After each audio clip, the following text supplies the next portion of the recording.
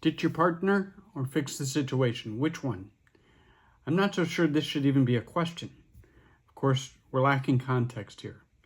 Depending on the problem and its severity, throwing away a person might be a cowardly way to avoid some hard work. If the relationship is life-threatening or even has potential physical harm to anyone, steps should be taken to eliminate the romance. Yet, if both parties prefer to repair the relationship, let's get to work on that. Here are 11 things the two of you can do to help repair your relationship back to its loving origins. 1. Rebuild emotional connection. Schedule quality time and be curious again. No phones, no TV, just rekindle meaningful conversation and even enjoy some simple activities together. Be curious about each other again.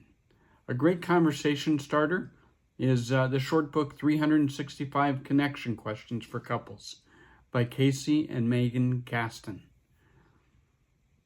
Secondly, you can improve communication. Resetting your communication with each other is a foundation for repairing and reigniting your love. Use I statements and avoid the you statements. Saying, I feel unheard when I try to share something important. That's good. Saying I feel unheard when you stare at your stupid phone while I'm talking, that's probably not a good idea. It only fans the flame. Avoid the you statements. Another step would be to address and resolve conflicts constructively. Conflicts happen. Even the most loving relationships have them occasionally. The big difference is how conflicts get handled. Stay calm and embrace pauses.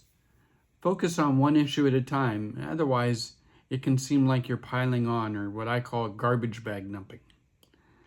Work on things together and avoid these conflicts during a competition. Also, rekindle intimacy.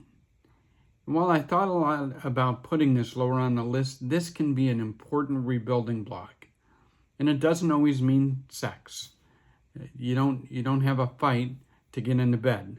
Start small and reintroduce each other to things like holding hands or gentle touches without any expectations.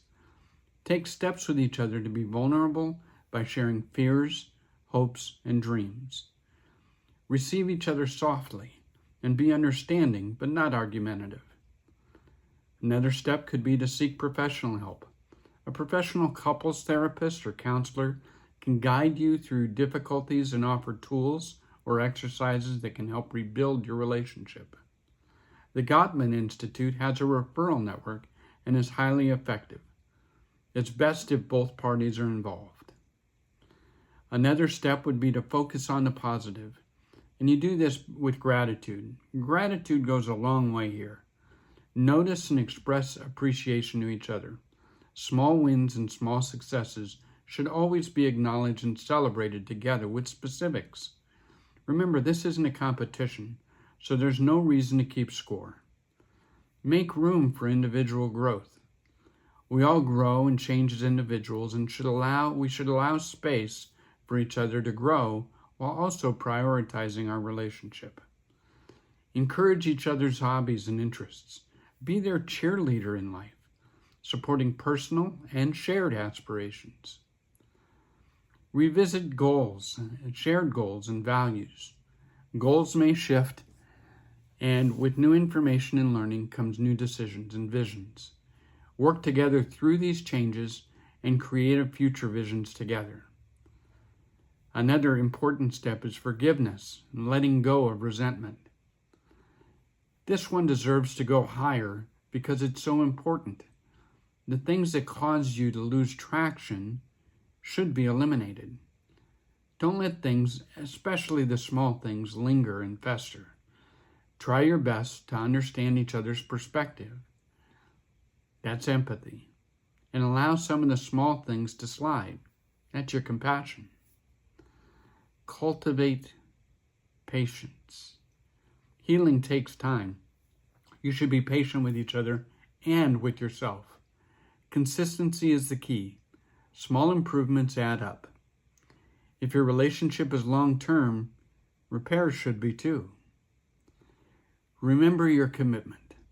At some point, early on, you both made decisions to love, to kiss, to be together. Making things better is just another one of those decisions. And love is a decision we get to make over and over again. I wish you the very best on your journey to healing and rediscovery.